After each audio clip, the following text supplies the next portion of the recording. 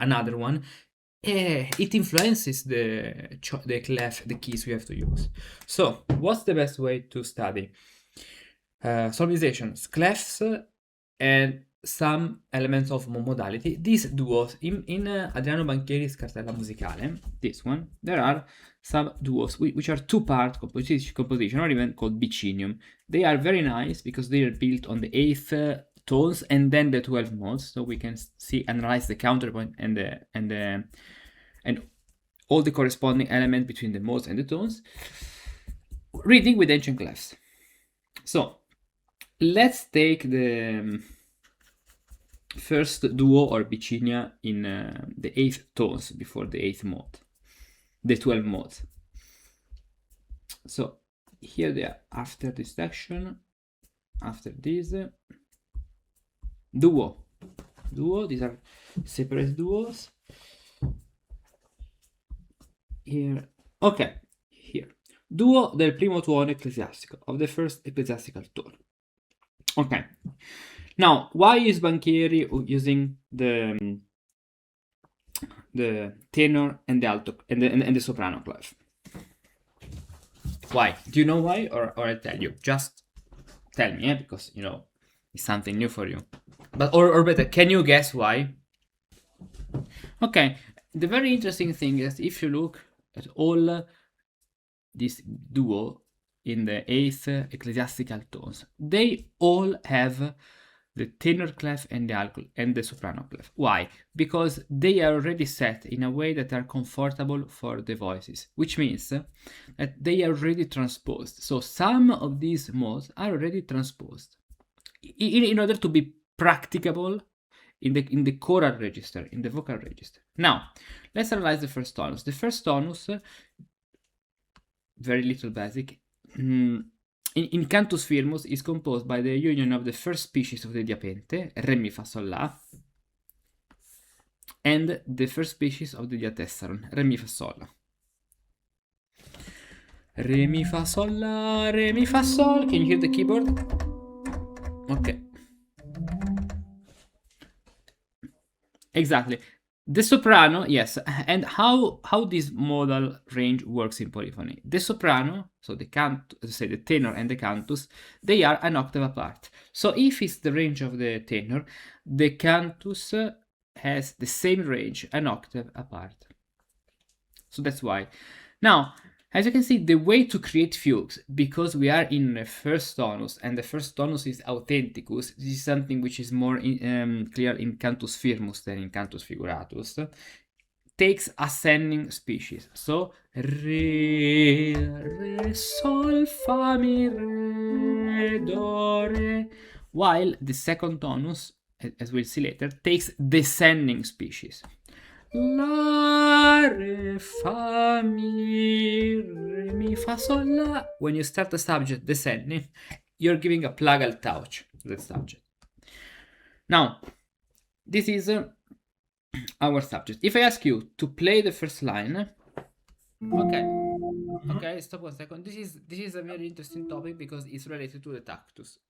One thing to take into consideration, and it's very important you remember, is that the mensura. You know, this is the mensura. You know what is the mensura? I mean, in modern terms, yes. I mean, time signature or... Exactly. Is different from the tactus. They do not always match. In this case, they match. But they are two different separate concepts in Renaissance music. In this context, in this case, in this period, the tactus is... So the tactus is what we call battuta. Tactus means to touch. So the downbeat and the upbeat. The downbeat and the upbeat. This is the battuta, or tactus in Latin. Tangere, to touch, is a semibrevis of a minima down and a minima up. This is a tactus, which means that if you think about the speed and the time of this composition, you have down, up, down, up. In general, think about the minima to be around the heartbeat, something like this. Because they didn't have the computer or metronome, so the heartbeat in this period is a very important reference point for all these elements. So just think about the heartbeat.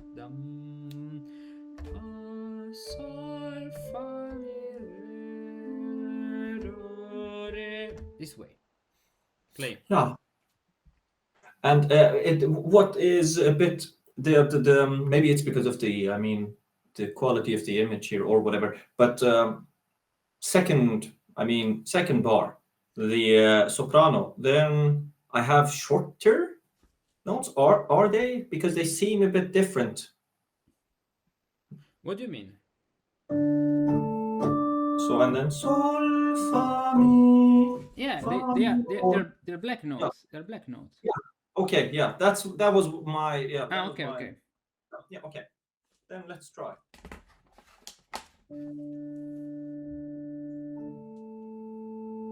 Nej.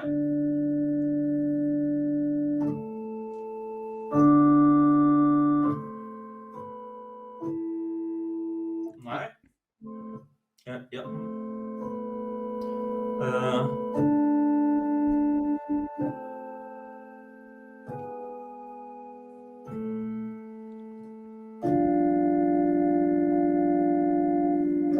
No, it's a D. It's a D in the tenor.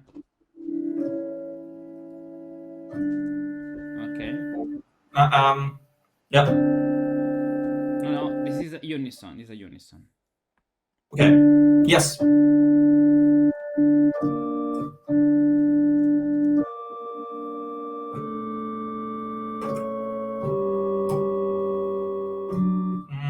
Ja.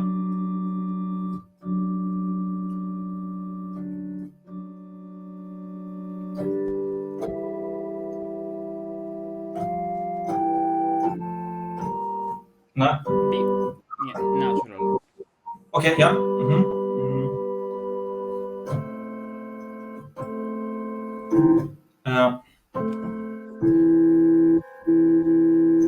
Yeah, I know what you're struggling with. Pay Ja. attention to the vertical alignment because this note goes with this Ja. D. Okay.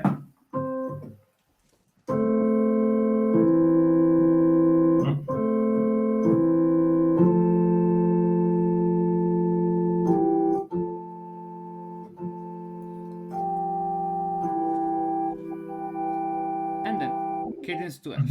Sol, fa. But F, exactly. Salsa. Octave. Now, a couple of things. What can we notice in terms of counterpoint? The most interesting thing here is the imitation and Yeah. how imitation works. So the subject Mhm. and the place of the cadences. Because what define the modality system is one, the finalis, of course, the final cadence, but above all, the species we use. So if we are in the first tonus, we should use species and imitation based on the species of the tonus. 2 and 3, the position of the cadences. For example, if we are in the first tonus authenticus, it's more common to have very soon a cadence to the high D and to the fifth degree, so the A. But if we were in the second tonus, which is plagali, it's more common to have a cadence to F, so the third degree before, so right at the beginning. Now, another consideration. Do you see all these numbers 2, 4, 9, 2, 2, 2, 7, 4 that sometimes they appear? Yeah. They indicate the presence of a cadence, of a little cadence, usually with a syncopation, because 2 is a dissonance, 4 is a dissonance, 9 is another dissonance like 2 but an octave apart, and the same way. Now, when we talk about cadences in Renaissance style, and this is valid for all kinds of counterpoint, 2, 3, 4, 10, 100,000 voices, what do you know about cadences in the Renaissance? Yeah. It's sort of in the modern sense, in the when one thinks of tonal harmony, then it's sort of like the grandchildren of what it used to be cadences back in the Renaissance. But I think of them as, it's sort of like punctuations you have in grammatical sentences, where there's always dissonance and then it's resolved, and it's usually it's it's firm. I mean, it's you can hear that it's either like a semicolon or a colon or a full stop or whatever. But I suppose in the Renaissance, there's always a dissonance that is going to be resolved. Okay, yeah. And it's, yeah, but yeah, There are good things in what you said. Now let's see. Let better see the framework of Renaissance cadences. In general, when we have a cadence, we have to start from the counterpoint, so from the intervals we need. Let's write the most important things about cadences for the moment. What does a la mi re mean? It means that the note a is la in the natural hexachord based on si ut, che ut. Mi in the soft hexachord based on f ut, and re in the hard hexachord based on g ut. 7 letters A, B, C, D, E, F, G, 6 syllables ut, re, mi, fa, sol, la, and 20 positions on the grade scale. Learn to read music through hexachords, just like a true musicus practicus of the Renaissance and the Baroque. Click the link and explore the hexachordal solmization course and learn music as if you had lived in the Renaissance or in the Baroque.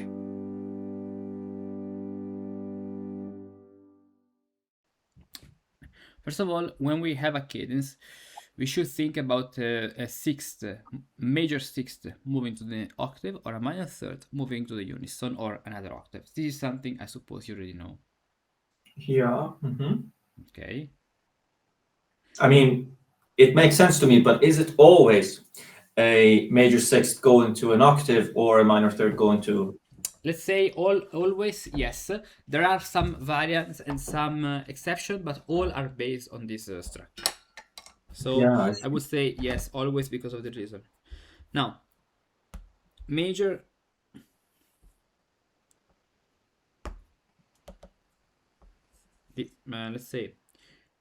Let's say we want to make a cadence to D.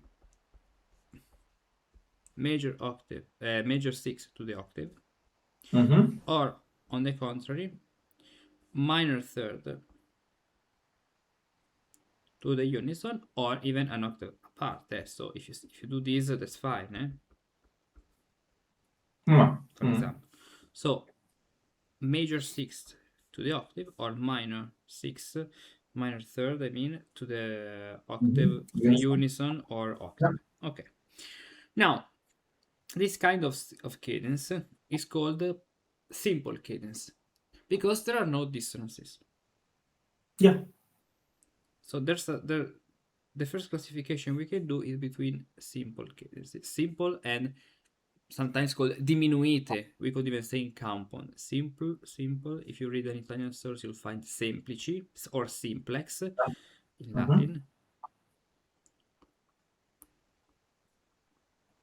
Then the other type of cadence is diminuita or compound. So we could say here diminuita, or better compound or diminuita, which means with suspensions, like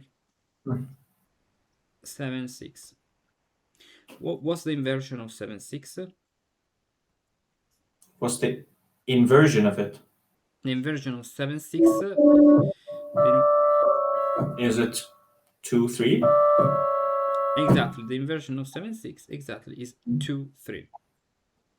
Fa mi re re do re. Okay. Then this. This is the first. Let's say the first classification we can do. Now, what's the consequences as the logic? The logic is that if you're composing a two-part composition in Renaissance style, you won't have in a cadence, in a bass, especially at the end, a 5/1 cadence like in modern terms. This cannot happen. You may use it as an evaded cadence, and we'll see later. But at the end, we need the 7 resolving to the 6th before the very final cadence. If you take all lassos to part bicinia, the two-part motet, you'll find always a 7/6 at the end, never a 5/1. Then simple, semplici, diminuite. Then another kind of cadence can be another classification of cadences Renaissance style can be between strong and weak cadences, or we can even say, because they depend from another element, which can be written as a, let's say, they say proprie or forti, which means strong cadences. Strong or so what does it mean? It means that they belong to the tonus. To the tonus, and usually these are performed complete. Let's say, let's call them complete, or better, conclusive. Now I show you conclusive. And there are other cadences which are, we can say, weak. They even say out of the tonus. Let's say they're out of the tonus, or even transitorie. They are called even transitorie. Why? Transitory means transitory, so where you do not stop so much. Strong cadences. If we were in the first tonus, let's say we are in the first tonus, in that case, a cadence to D, a cadence to A, and a cadence to D, they are very, very important. They are part of the tonus, but even the cadence to F. Now, about these, about the strong cadences of each tonus, there is this table which comes to my mind, which is not okay. The previous pages, do you see? Yeah. Cadenze. These are the strong cadences of each tonus, but tonus transposed to the Cantus Figuratus setting, because here is talking about trasportato alle composizioni coriste del canto figurato, which means transposed to vocal. Corista means vocal composition of Cantus Figuratus. What does it mean? It means that if you have a melody in Cantus Firmus, the previous one is the intonatio mezzo, so middle cadence and ending cadence in Cantus Firmus. This is the way to sing in Cantus Firmus. But if you want to create a motet or to play the organ with Cantus Firmus, you should look at this table, at these rules, to make cadences in the correct way and in the correct places. Okay. So as you can see, these 4, but they are 3 notes, are the notes we need for having proper cadences in the tones. Does it mean that you cannot do any cadence to E or to G or to B? No, you can do that. You can do cadences in those places. You can. But it's better if they are transitory cadence. What does it mean, transitory? That you do not stop there, you continue the speech. For example, let's see if there is a transitory cadence in Banchieri's duo number 1. Let's play it from the beginning. I don't think so, because Banchieri showed this example with the main cadences, but let's find it.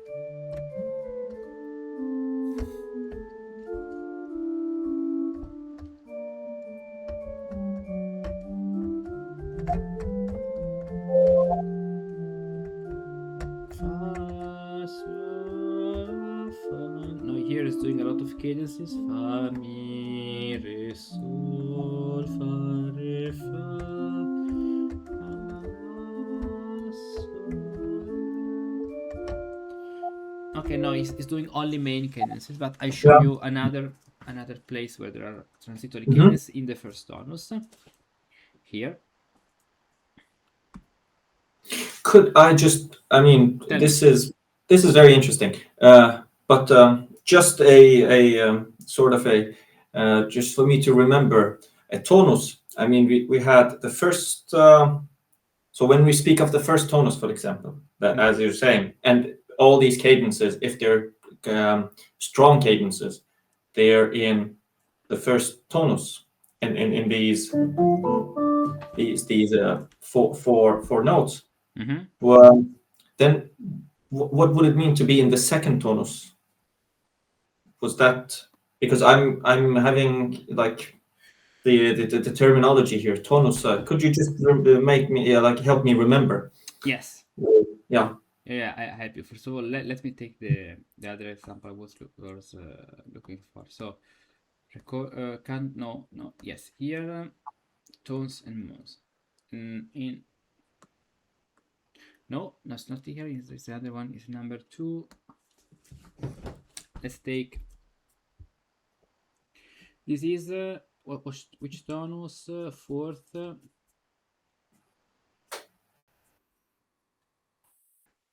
Second tonus, no. First tonus, yes. This is the example by Pietro Ponte. Exactly. This is the previous one. No, second tonus. Pietro Ponte, this one. Okay, this is a very interesting vicino because in this point, in this piece, there are many cadences, and some of them are transitory cadences. Let's see if I can see one on the spot. Okay. Look, let me do a copy and paste of this page. So the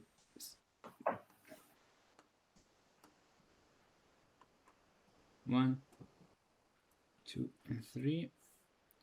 Copy. Okay, so that they are, I can keep them in one document.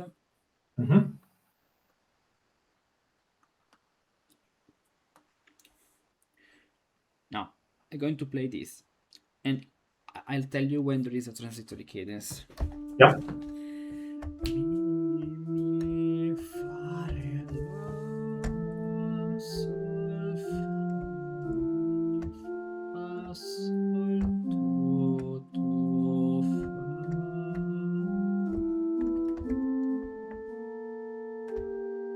This is a strong cadence because then something else is starting. Re, fa, mi, la, sol, fa, mi, sol, fa. Here it is. Fa. Yes. So this is a weak cadence, a transitory cadence, because it's a cadence to G, but the cadence after the cadence, it's not the section is not ending; it continues. Fa, mi, fa, mi, fa, mi. As you can see, it continues up to the true cadence, strong cadence, which is D. And after only this cadence D, which is a strong cadence, the piece continue even with a new subject. Sol,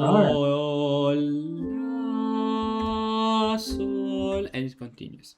So a transitory cadence can be applied without any problem to any degree, but as a transition. You can use, so this is important because you can do cadences in all the notes, but let's say that would be much better to do cadences in the strong notes of the tonus in order to create the effect of the tonus, to stay coherent to the tonus. Otherwise, the modality becomes a little, let's say, not clear. Yeah. Okay. Now, following thing, you told me what you mean with tonus. So with tonus, we mean the tonus perfectus and imperfectus, tonus authenticus and plagalis, tonus mixtus and commixtus. Learn the art of Cantus Firmus, the sacred chant of the Catholic Church, and everything a musicus practicus of the Renaissance had to know about Gregorian chant and its modality. Cantus Firmus is the second level of the musicus practicus Renaissance path. Go to this link to explore the course content and start with the free levels. Then choose how to continue with the path that suits you best. Learn the art of music as if you had lived in the Renaissance. We mean this thing. What Banchieri calls tono armoniale, like can be said harmonic tone. What does it mean? This.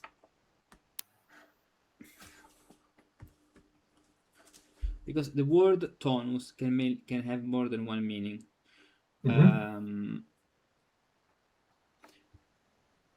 Tonus harmoniale.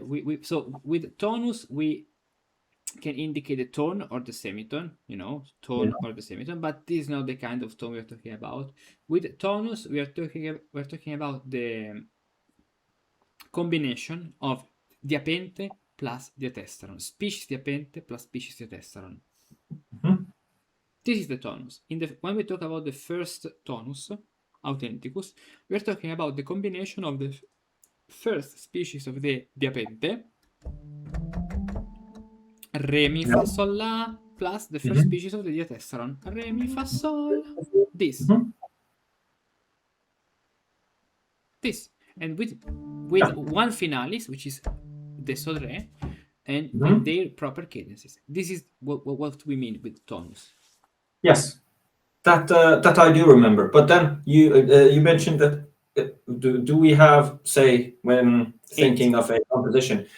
So yeah, we have 8 modus. 8 tones. 8. Yeah. Yeah, I'm sorry. Yeah, tonus in total. So if this is the first tonus, which is a pentachord and a tetrachord, I'm struggling with the pronunciation with the. Yes. Okay. Pentachord, tetrachord. Let's say this way. Okay. Yeah. But then what would be the second tonus then? Okay. The second tonus would be another combination of these species. For example, the second tonus would be the same two species, but in a different way. Here, I'll write it. If we have the first tonus, which is from first species of the diapente, re, mi, fa, sol, la. Wait, I show you with all the 4 voice setting. Yeah. Let's say okay. Let's make a comparison between the first and the second tones. Yeah. In both tones, we have the first and the second species of the diapente. In both tones, but combined in a different way. First of all, anytime you have to consider and to judge a polyphonic composition and to understand what's the tonus, the tone, you should always consider the tenor. Not only the tenor, but the tenor is the most important voice because the tenor takes the main range. So here we have the first species of the diapente. So diapente, first species, which says re, mi, fa, sol, la, plus the first species of the diatessaron. This way. First species of the diatessaron.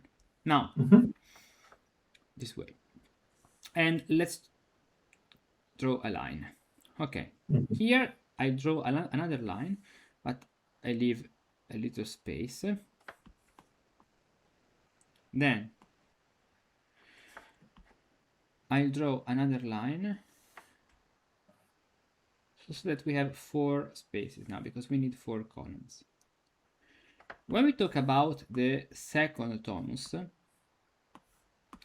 we talk about the same species, but with one difference. First of all, it's much better if I write with colors because this confusion is very high here.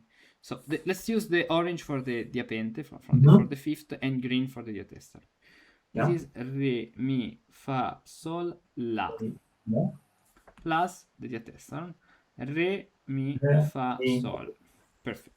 Now, what happens in the second tonus is that the diapente remains in the same position, but descending, because all the plagal tones, so second, fourth, sixth, and eighth, they are descending, especially in Cantus Firmus, because then in Cantus Figuratus, in polyphony, there is something which tends to be not so worthy, but at least in the structure, it's important. For example, the second tonus, if I want to write the second tonus, I have to write the same diapente, so starting from a, la, mi, re, la, sol, fa, mi, re.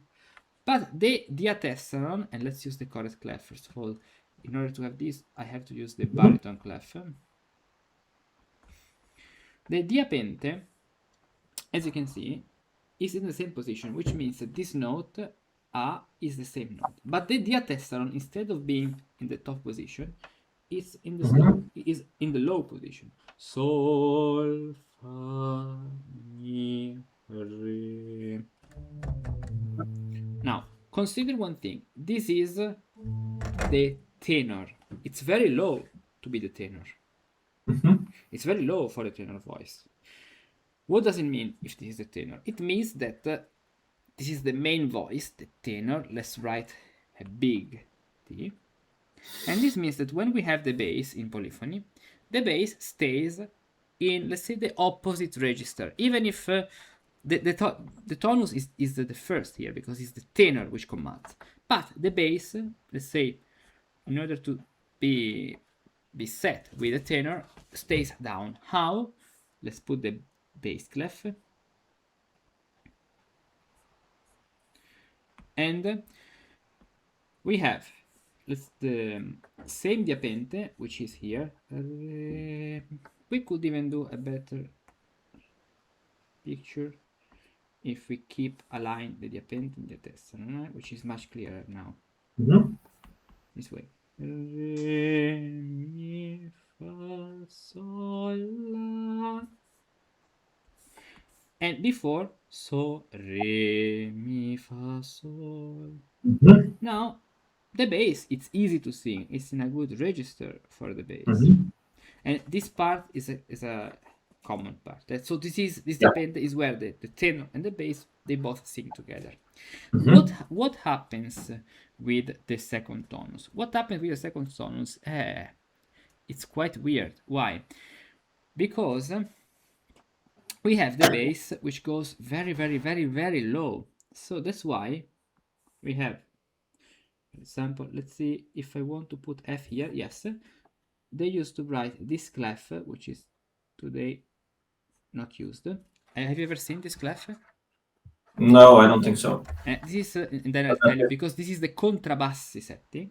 Yeah, I see. Where this It's diatessaron. F clef standing on the fifth line. So Yeah. Okay. Yeah. Sol, fa, sol, fa, mi, re, and then la, sol, fa, mi, re. It's very low for a bass, too low. So what do composers do? For example, the second tonus, because it's very low, usually can be managed in 3 different ways. Way number 1, let's put this at the right, and then you'll understand why. Let's put it here. So trick number 1, composers like Josquin in the, did you know the Missa Hercules Dux Ferrari? Can you repeat the title once more? Yes. Missa Hercules Dux Ferrari. La, re, ut, re, fa, mi, re. No? Okay. Maybe not. Okay, I'll show you another time.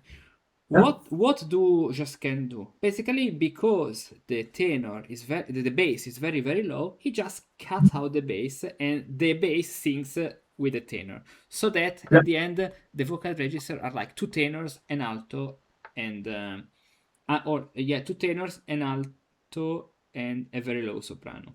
This is what happens. Or better, actually 3 tenors, to be honest, and an altos in the register. Then another thing, which is much more common, let's say for instrumental style, consists in transposing the second tonus another octave higher, so that we can play the second tone, which is very, very low, an octave higher.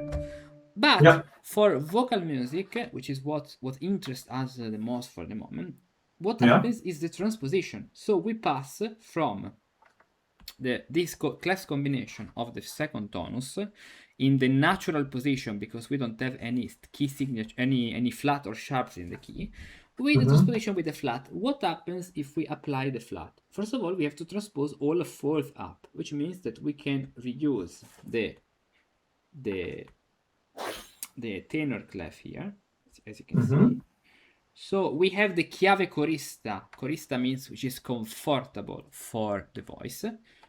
Okay, and we have finally a register comfortable for the singer. La, sol, fa, mi, re, sol, fa, mi, re, and the bass can be now written in our common bass clef, and we have sol, fa, mi, re, fa, re, la, sol, fa, mi, re. Okay, this is. This is the second tonus transposed, which is good for vocal voices. Now, look how Banchieri, when he talks about the second tonus, use the transposed version, because this is supposed to be played or sung in accordance to the vocal register. Yeah. And this is why, if we go here before, in the previous page, we have the psalm of the second tonus written with the baritone clef. This is the tenor, This is the voice supposed to be the tenor. But when it is, so, do, re, fa, when it is transposed in the following page, transposed to Cantus Figuratus, the second tonus is transposed a fourth higher. Do, re, fa, sol, fa, mi, do, re. That's why. Now, if we have the second tonus, let's say second tonus, let's write it here, second tonus. Ligatures, mensurations, modus, tempus, and prolatio. Proportions, segni contrassegni, tactus, and color. No modern transcriptions, only historical scores.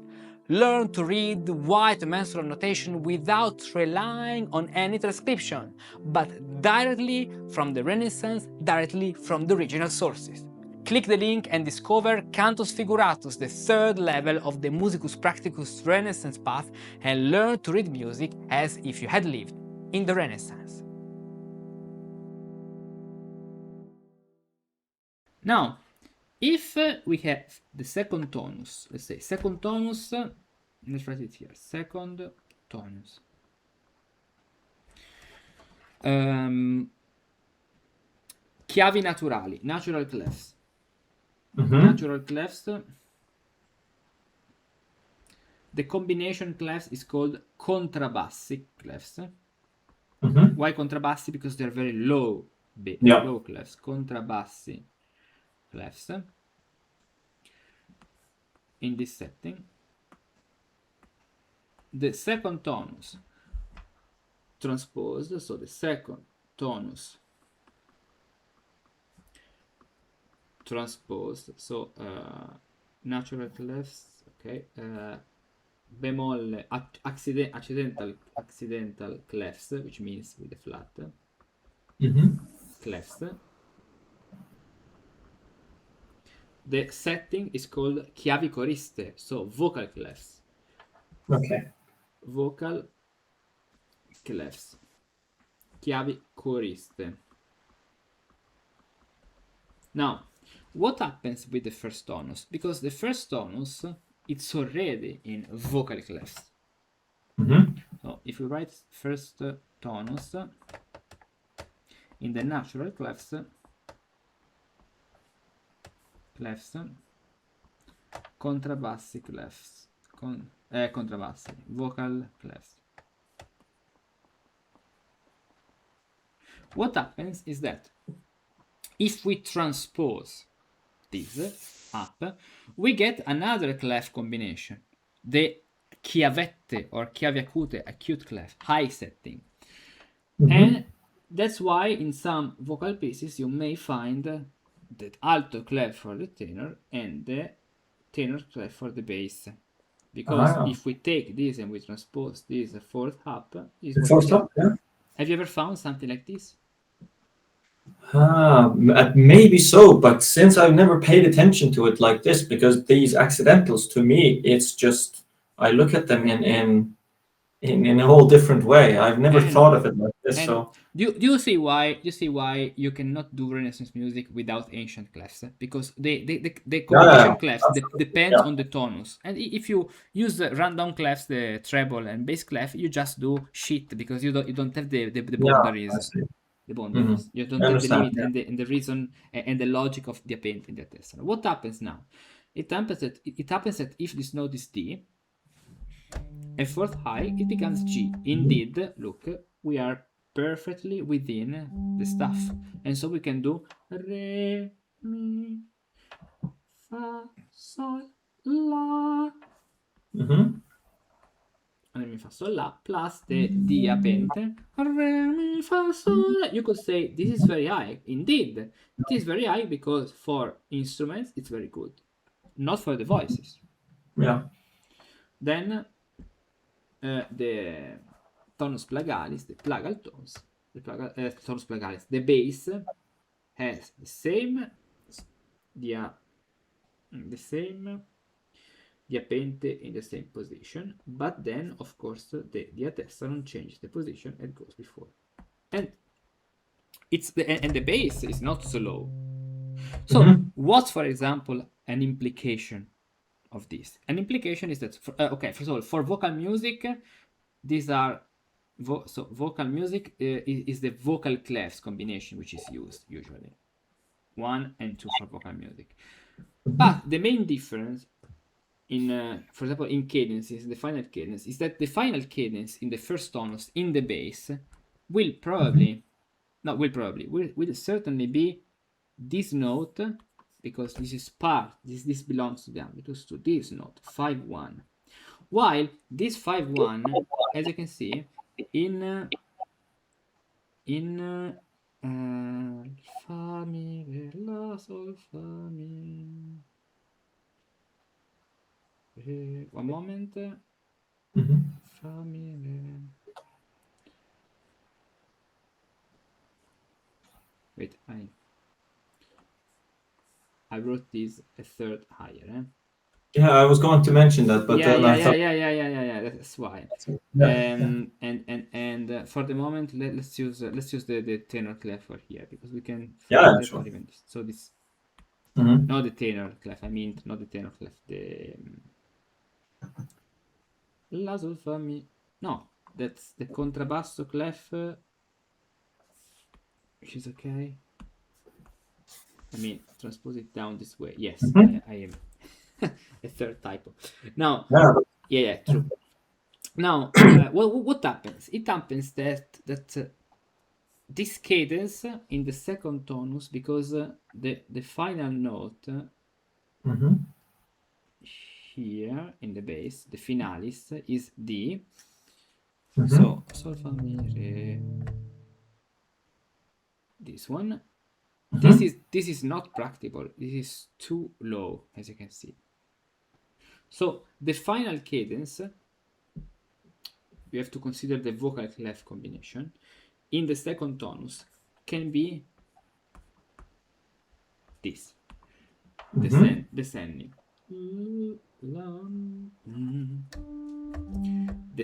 because the finalis is here. Yeah. This descending cadence, look, cannot happen in the first tonus. So you won't find in the first tonus a cadence descending a fifth from here. This is not possible because you're going out of the system. Yeah. So cadences are well organized according to the modes here. Then what happens in the other ranges, in the other voices? In the alto, it's very easy because it's, or better, let's start with from the cantus. The cantus and the altus in general, they're very easy because they are the tenor and the bass an octave higher. So the cantus takes the same register, the same ambitus, copy, but an octave higher. Here it is. The same in a transposed version, but because we need the transposed version, that's why we need another clef, which is the treble clef with the flat. Oh, this is first tonus, accidental clef.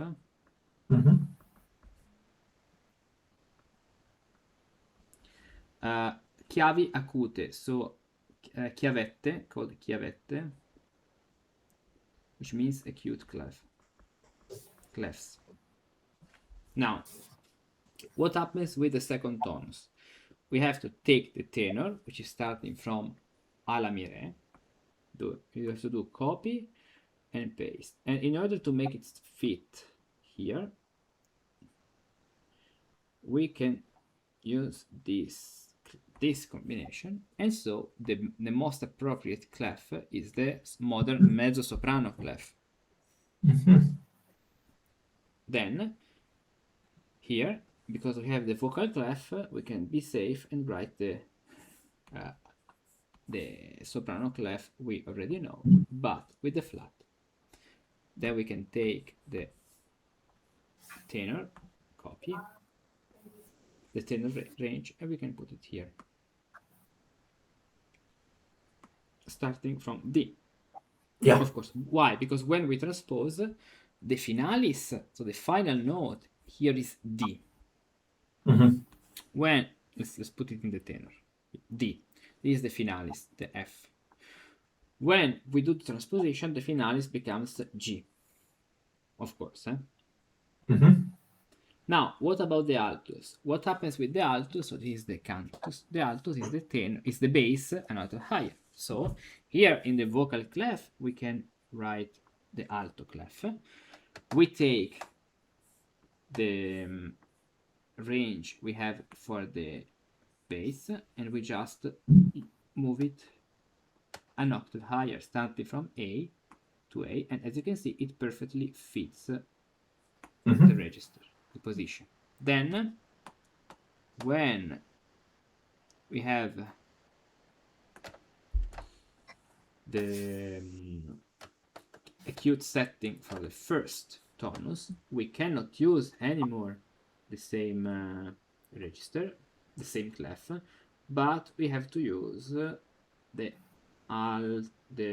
let's see, this should be the alt, yes, because this is from D to G, right? So this way we have to use the soprano clef for the alto with the flat, as you can see, for the alto, but this is still the alto. Then in the contrabassi clefs, we probably need the tenor clef. Now let's verify it, but we need the tenor clef because we have the bass setting, copy.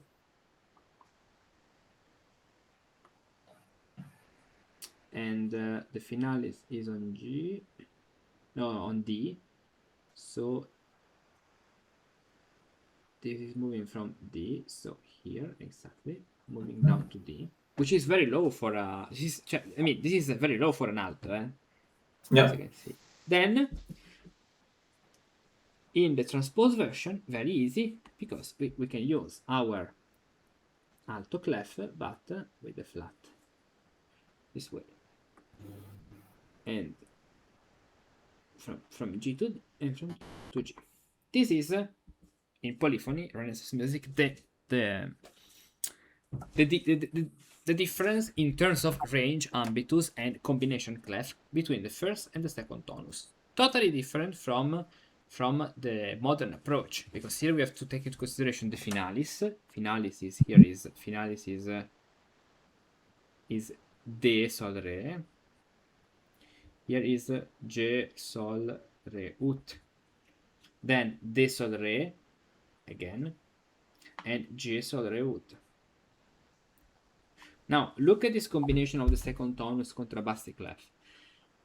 What does Josquin Desprez do in the Missa Hercules dus Ferrari? Let's see it. Missa Hercules dus Ferrari, I have it here.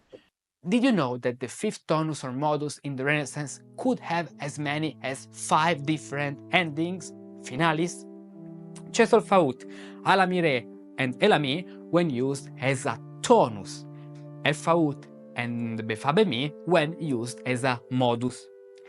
If you don't know these combinations, you are still missing the tools to truly understand Renaissance modality and Renaissance music. But if you feel the need to know the authentic way to read, study, and perform Renaissance music, then here's what to do. Click the link, discover the Tones and Modes course, the 4th level of the Musicus Practicus Renaissance path, and get ready to learn music as you had lived in the Renaissance.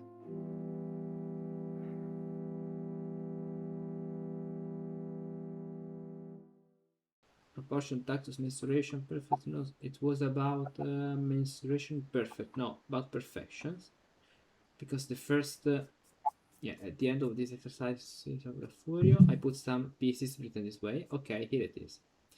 Yeah. where we have the tempus perfectum. So the brevis is perfecta is perfect in the mensuration. Now, if you check the clef combination, we have the cantus here with the mezzo soprano clef. Yeah. And it's not random. It's because it's second tonus. Let's take. Let's put this. Let's resize this. Then with the other here, let's resize this so I can put both together. Okay. 1 and 2. Okay. As you can see now, we have the soprano, the mezzo soprano clef for the soprano, for the cantus. Yeah. Then the other voice here is the tenor, and the tenor is very easy. Re, do, re, fa, mi, re. It takes the cantus firmus, and it has the tenor clef. But watch out, because here you put a tenor clef to say that is the tenor. But then, if you look the other two voices, this is the alto. The alto takes the tenor clef. Yeah. Why? Because if we check the combination of the alto, we can use this, which is the baritone one. But as well, if we have F here, you can even use the tenor clef. No. What do I say? I have to read the previous one. This one, the alto. Here is the alto. It's using the tenor, the tenor clef for the alto itself, and the bass, which is here. Why is it not a bass? It's not a bass because the bass should be too much low. So at the end, what is doing basically is creating a second tenor. Yes. Okay. Because otherwise would be too much low. Then one of the other reasons why this melody, Hercules Lux Ferrarie, re, fa, mi, re, is considered secundus tonus and not first tonus, is because in the melody itself, because it stays, but it is something related to Cantus Firmus more than Cantus Figuratus, even if of course the two topics they work together. If we have this melody, re, fa, mi, re, let me see, let's write this. This is the diapente of the first species of the diapente. This note is called finalis,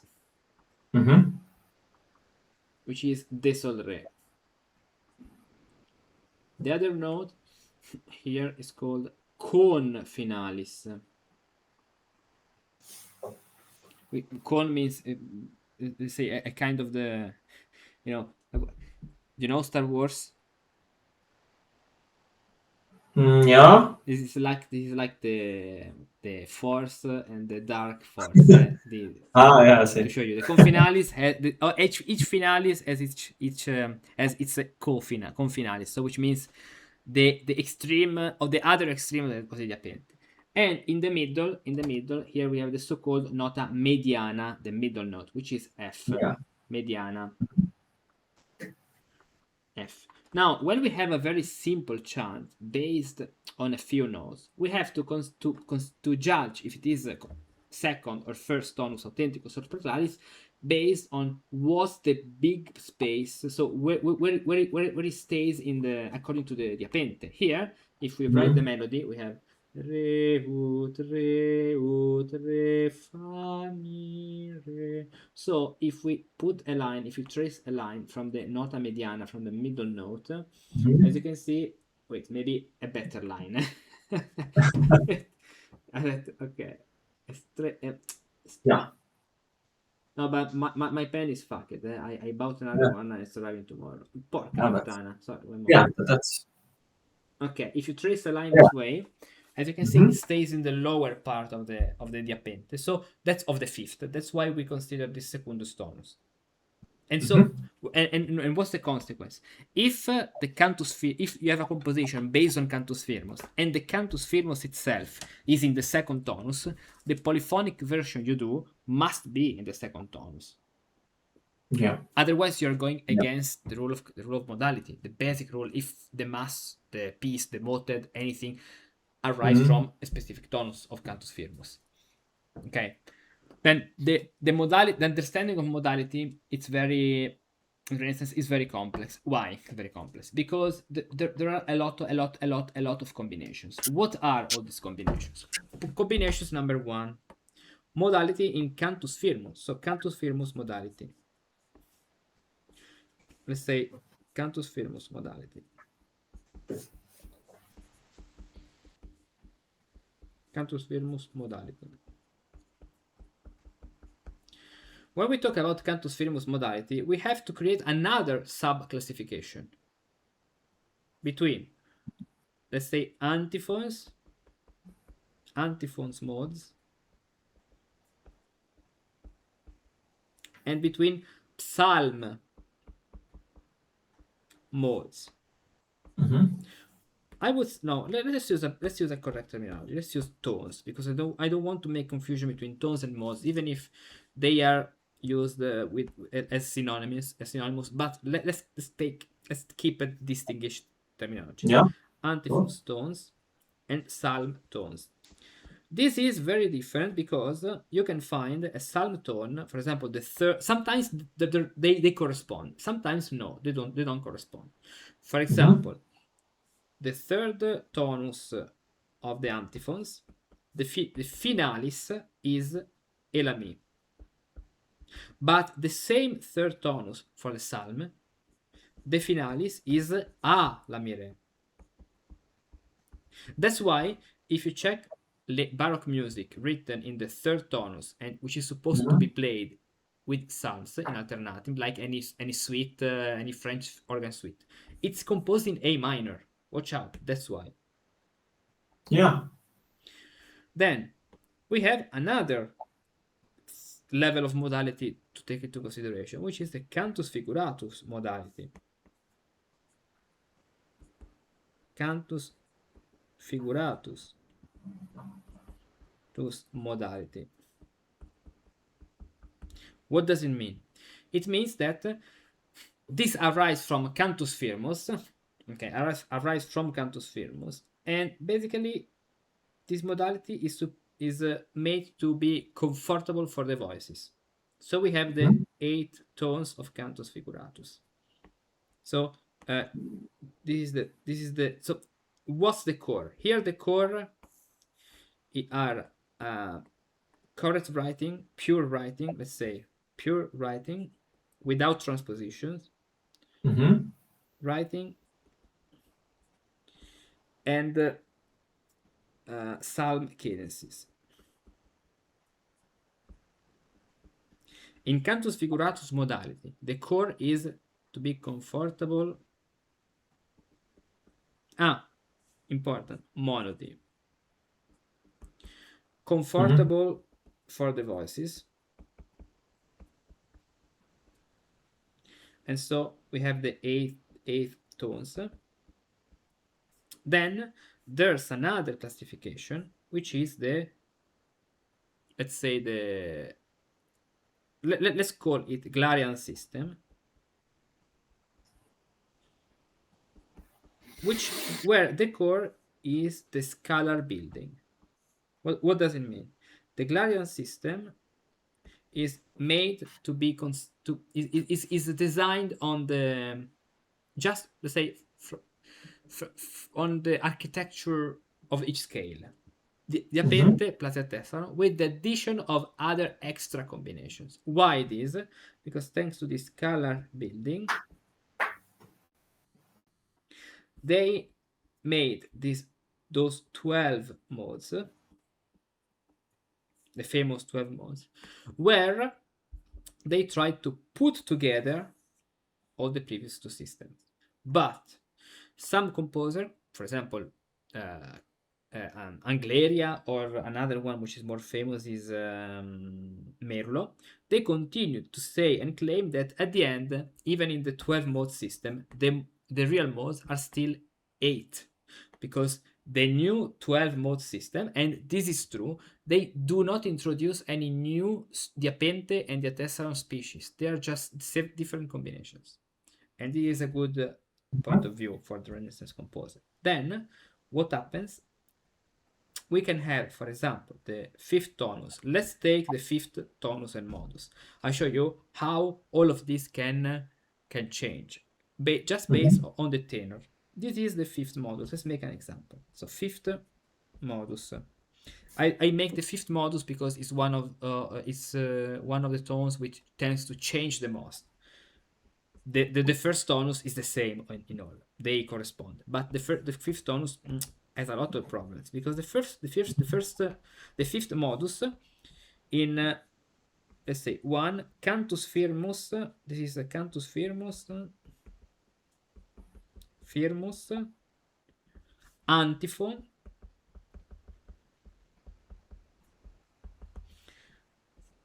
We have this building. We have the third species of the diapente. Fa, sol, re, mi, fa, plus the third species of the diatessaron. Re, mi, fa, this way. Okay. Then, but what happens in the same tonus but Cantus Firmus but Psalm? This is what happens. So the finalis, let's say the finalis is F Faut. What happens if we have the same tonus Cantus Firmus but with the Psalm? The Psalm tone works this way. Intonatio, fa, dixit, fare, fa. Then reciton. Let's write a long note this way. Then we have the middle cadence. Fa, sol, fa, cadenza mediana. Then second part, fa, reciton, the same reciton, which is Cesar Faut. Fa, sol, mi, fa, re. The finalis now, it's alla mi re. So, if you check, for example, a Magnificat, which is based on Psalmton by Palestrina, in the fifth tonus, you'll see that probably the final chord in the fifth tonus will be A major. And that can be strange. Okay, but makes sense in the tonus. So the finalis is A, alla mi re. So we already have two different finalis. This is the Cantus Firmus, antiphon, Psalm. Now, the problem of Cantus Firmus antiphon is that, of a Cantus Firmus setting, is that it can be too acute, too high for the tenor. So we have the Cantus Figuratus transposition to Cantus Figuratus transposition. Then, here we have to make a distinction, which is very common in Renaissance music, between the transposition, the reading transposition, so when you read from here but you transpose in singing, okay, but you read from the original one, and when you transpose it on the paper. Because when you transpose the fifth tonus on the paper, what happens is that for another movement that now I won't investigate here right now, we have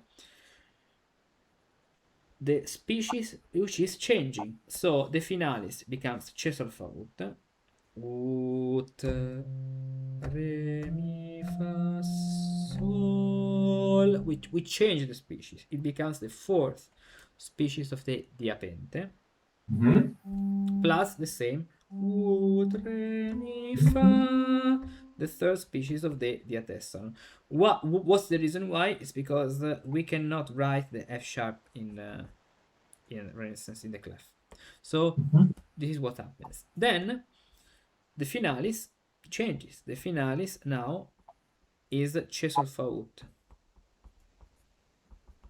Why do I say?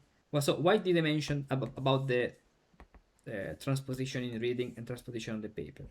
Because about the psalm, if you have a piece ending with the A major chord and you transpose it on the paper, it makes sense if I tell you that we have the final note to be E, a fifth, so a fourth down, E major, the final chord to be E major. Yes, this can happen, but another thing can happen in order to match it with the previous one.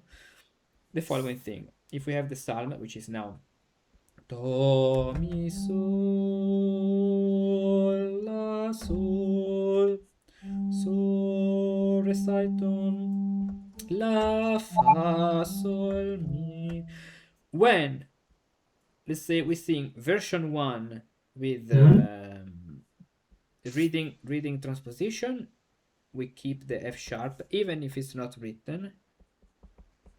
And the final chord could easily be E major, but there's even the possibility on new written composition that we do the regular fa, sol, la, fa, sol, mi. This means fa instead of mi with the sharp, and so that the final note, the finalis, belongs part of the C major chord, so that we match the finalis, at least the chord, to be the same, the harmony.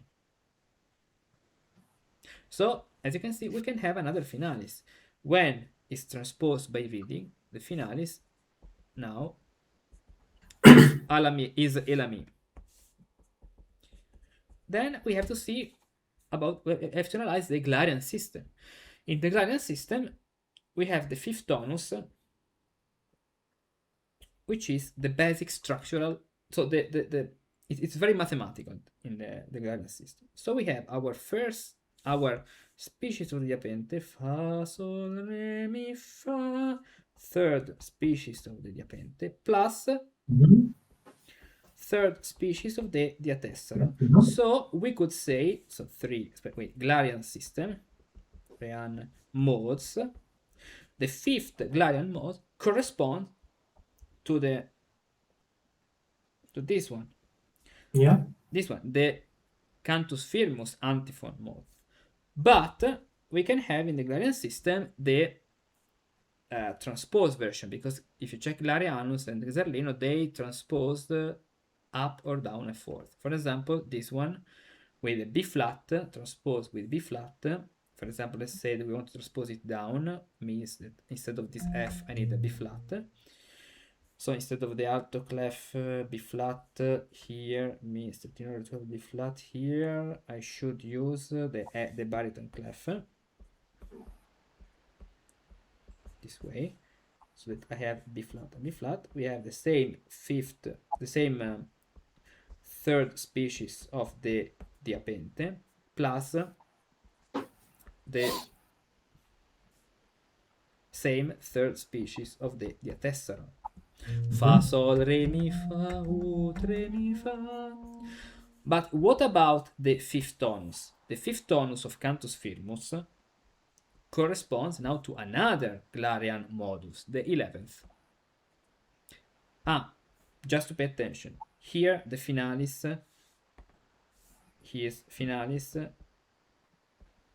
is F out. Here the finalis is B fa, B flat. Then, as I was saying, here in the 11th tonus, in the Glarian system 11th tonus, we have 1, 2, 3, 4, 5, 6, this. So we need the treble clef. Why treble clef? Because this is the order, the order of Glarian modes. 1, 1 and 2, 3 and 4,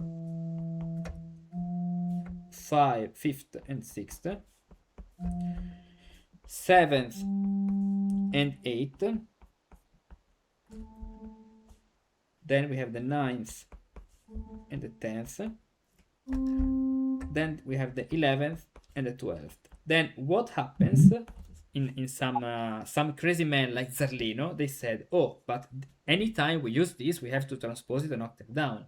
So let's create a new system because there's not enough confusion here. So Zarlino said, let's create a new system, and in this from the second, so not the first edition, but from the second and or even the third edition of the Istituzioni Armoniche, he created a totally new system of the modes. So that if you read the first edition and if you read a later edition, you have to change all, and you get crazy because you have the new system by Zarlino, which says, okay, let's transpose this an octave down, and he creates the first modus to start on C, and the second, then the third and the fourth, the fifth and the sixth, then the seventh and the eighth.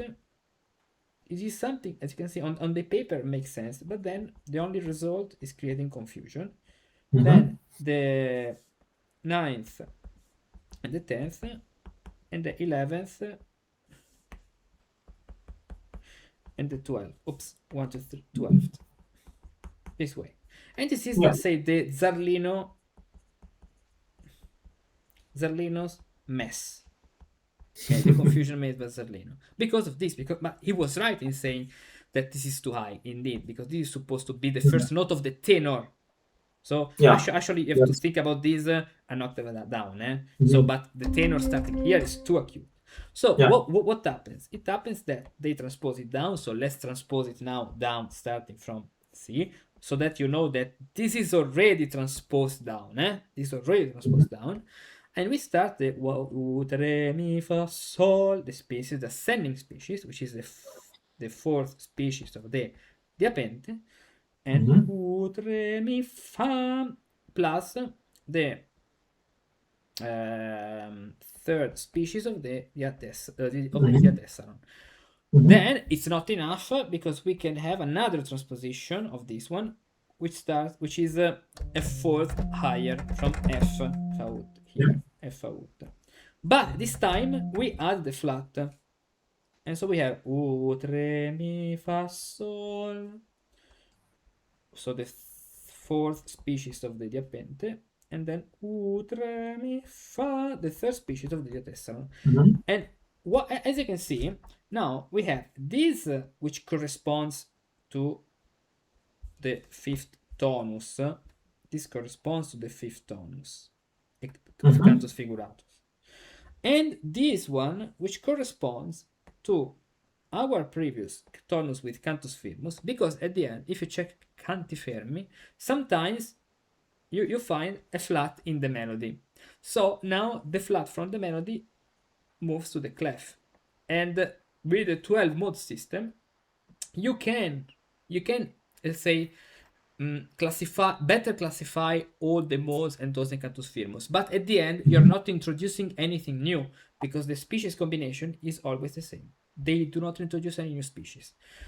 Okay, so this is just there are a lot of things, but a couple of examples of how you can how to think about modal Renaissance modal system. I see. You see, it's totally different from the modern thinking. Yeah, it is. Yeah. Any question about this? Not about the categorization of modes. That is something. I mean, it's going to take some time to sink in. I think I have a grasp on the logic, but as to be able to, think about them with more fluency, then it's going to take some more time, I suppose. I just had one little thing from before. Could you scroll up a little bit to when you were explaining the first and second tonus? Yes, exactly right here. In the first tonus with the accidentals, I think it's the bass line. I might be mistaken, but the diapente, you've started it. But it seems like the tessera is not connected to that. I'm not sure if that's like a tiny little, I don't know, like mistake with what I'm seeing, or can you repeat? Can you repeat it? I didn't get your point. So you're talking about the first tonus with accidental, so the second column. Yes, and in the bass line. Yeah. Yes. So you have started the the bass.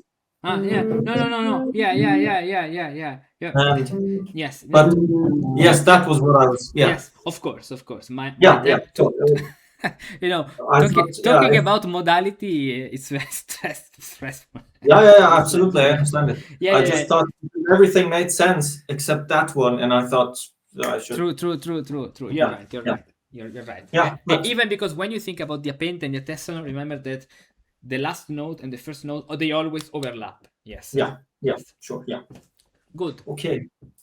Yeah, but otherwise, yeah, and just when let's say you say it is de sol re, Mm-hmm. it means how would I translate that? How would I understand that? Like, Okay. say, Okay. mhm, This is something very easy because you take the note D.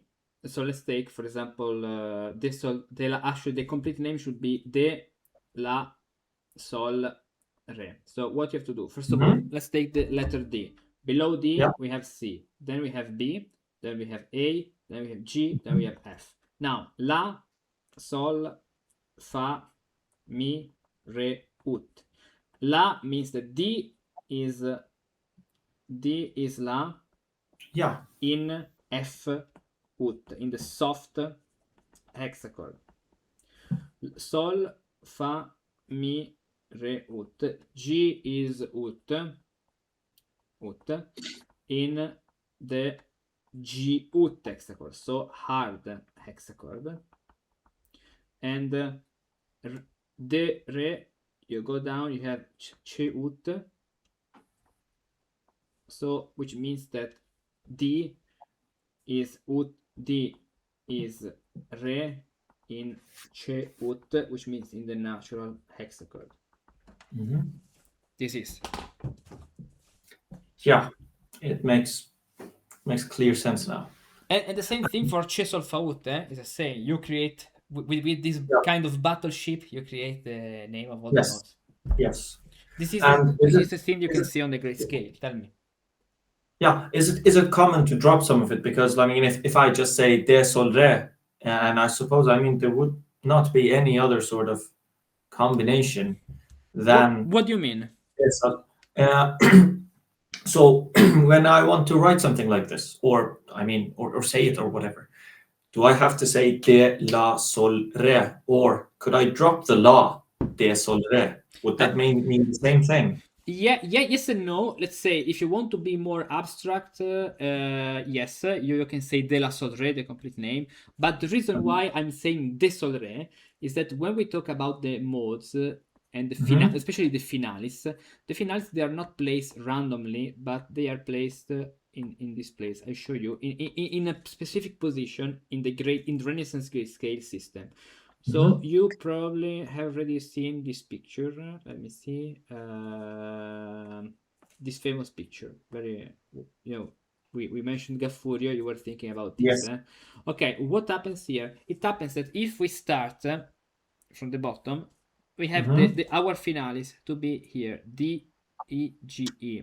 So what happens is that the other hexachord, the hexachord on F in the regular system hasn't started yet. So we have only de sol re.